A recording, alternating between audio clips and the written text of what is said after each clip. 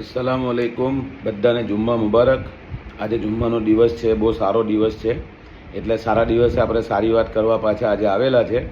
અને બહુ એક મહત્ત્વની વાત છે કે ભાઈ ટૂંક સમયમાં આપણે નગરપાલિકાનું ઇલેક્શન જાહેર થવાનું છે।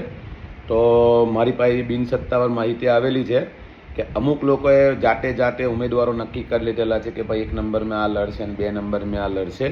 તો હું તમામ 1 નંબર 2 નંબરની સોસાયટીઓના જે કોઈ આગેવાનો છે, સામાજિક કાર્યકરો છે, એવા તમામ લોકોને કહેવા માંગીશ કે આ વખતે એવા લોકોને નક્કી કરીને ચૂંટણી લડાવવાની છે કે જેઓ આપણો અવાજ ઉપર સુધી પહોંચાડે, બરાબર છે, આપણા કામ કરે, બરાબર છે, આપણા વિસ્તારની લાગણી રાખે, આપણા સમાજની લાગણી રાખે। આપણે એવા ઉમેદવારોની જરૂર છે।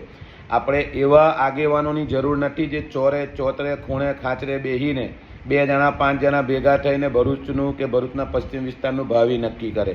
એવા કોઈ આગેવાનોની જરૂર નથી। એમની ઉંમર તે હોય તો તમે એમને કહીને કે આરામ કરો ભાઈ, નવયુવાનોને તક આપો, નવયુવાનોને ચાન્સ આપો, બરાબર। અને બધા જ યંગસ્ટર જેટલા બી જોઈ રહેલા છે આ વિડીયો, હું બધાને હાથ જોડીને અપીલ કરું કે આગેવાની લેતા શીખી જાઓ। બાકી તમે અમારું યા અમારા પહેલાંના લોકોનું સતનું પૂછડું ઝાલીને કઈ સુધી ચાલશો? ચાલો કહો મને, બરાબર છે। એક માણસ કરતો હોય તો કે કરે જ છે, આપણે હું એ નીતિ ભૂલી જો, કારણ કે તમારી આ નીતિના કારણે એવા લોકો આગેવાનીમાં આવેલા છે કે જેમને ખાલી તારામારી કરતા આવડે છે, બરાબર છે, કે આ આવો છે, આ આવો છે, આને ચલાવવાનો આને નહીં ચલાવવાનો। એ કોણ નક્કી કરવાવાળા? નક્કી તો આપણે કરવાનું, મત આપણે આપીશું તો આપણે નક્કી કરવાનું કે આપણી સોસાયટીનું કામ હોય, આપણા ફળિયાનું કામ હોય, આપણા વિસ્તારનું કામ હોય, તો એ આપણી વાત સાંભળીને આપણી વાત પર અમલ કરે, બરાબર, કરી દેશું, થઈ જશે, બરાબર છે। એ બધી બાબતોમાં હવે મતલબ મેં રહેતા ના, બરાબર છે, સમય નજદીક છે। અને એવા આગેવાનો તમારી સોસાયટીમાં સ્ટેજ પર આવે અને તમને એવું કે ભાઈ આને મત આપજો, તો એની પાસે એવું કીધું કે આની જવાબદારી તું લે જ। જે કોઈ ઉમેદવારની જે તે આગેવાન ભલામણ લઈને આવે એની પાસેથી લેખિતમાં એની પાસેથી એની જવાબદારી માંગજો કે ભાઈ તું લખીને આપ કે આ માણસ કામ નહીં કરે તો તું પોતે કરાવડાવીશ। કારણ કે અત્યારે ટ્રેન ચાલેલો છે કે આપણો જ માણસ ચાલશે, બરાબર। એક બીજી અહમ વાત કે આપણે જોતા આવેલા છે કે 2 નંબર અને 1 નંબર મેં કંઈ કામ હતું સલીમભાઈને કહેવાનું ને 2 નંબરમાં કામ હતું શમશાદભાઈને કહેવાનું, બરાબર છે। ગણતરીમાં અમુક વાર ઇબ્રાહિમ કાકા છે, ઇકબાલ સાહેબ હતા। ઇકબાલ સાહેબ તો તમને ખબર છે કે 5 વર્ષ દેખાયા નથી। પહેલાં કોઈ ફેજિયાબેનના હસબન્ડ છે સાજિદભાઈ, એ બી આ બાજુ કોઈ દિવસ દેખાયા નથી। એવી જ રીતે આ બાજુ બી 2 જણ છે, જાવીદભાઈ અને જુલ્ફિકારભાઈ, બરાબર। એમને મેં કોઈ દિવસ રોડ પર ઉતરીને કામ કરતા જોયા નથી। આપણે હવે એવા લોકો નક્કી કરવાના છે કે જે લોકો રોડ પર આવીને કામ કરે, બરાબર છે, આપણી વાત સાંભળે, બરાબર છે। એવા જનપ્રતિનિધિ આપણે નક્કી કરવાના છે કે જે તમને ફોન પર ટતરાવે ના, થઈ જશે યાર, હવે કીધું ને હું માથાકૂટ કર્યા કરે છે, બરાબર છે। આપણે ગયા ઇલેક્શનમાં યાસીન દાદાભાઈ જેવો એક નવયુવાન નેતા ખોયો, બરાબર।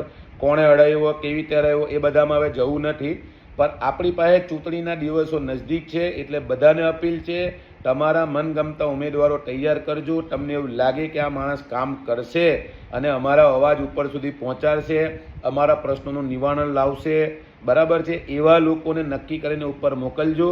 બાકી મારી પાસે જે અત્યારે 1 નંબરની માહિતી છે, બિનસત્તાવાર છે, એટલે હું મતલબ મેં અત્યારે કોઈનું નામ લઈને નથી કહેતો, પણ એટલું ચોક્કસ કહીશ કે જ્યારે આ રોડ 2022 કે 23ની ઘટના છે, મને પરફેક્ટ તો ખ્યાલ નથી, પણ જ્યારે આ રોડ 2017 પછી બન્યો તો ના, તો એના વિરોધ માટે રાહુલ ગાંધીની ભારત જોડો યાત્રા જ્યારે આવવાની હતી, તો બાયપાસથી લઈને નન્નુ મિયા સુધીના બધા ફ્લેગ્સ જે આ લોકોના લગાવેલા હતા કોંગ્રેસના, એમે બધાને ઉતારીને બાજુમાં મૂકીને મેં વિરોધ નોંધાવેલો હતો, બરાબર। આજે આ વાત ધ્યાનથી સાંભળજો। મારી સામે 72 જણા ફરિયાદ કરવા ગયા હતા। શહેર કોંગ્રેસના પ્રમુખ હારીશભાઈ, જુબેર પટેલ, આ બીજા બધા જ કોંગ્રેસીઓ હતા, બરાબર છે। આ લોકો મારી સામે ફરિયાદ કરવા ગયા હતા કે ભાઈ આ ભાઈની ઉપર ગુનો દાખલ કરો, હમણે આમ કર્યું છે, હમણે તેમ કર્યું છે, બરાબર છે। મેં મારી તૈયારી કરેલી જ, મતલબ મેં આ કામ કર્યું હતું ને હું મારા ઘર માટે લડવા નથી નીકળ્યો, હું જાહેર રોડ માટે લડવા નીકળ્યો હતો।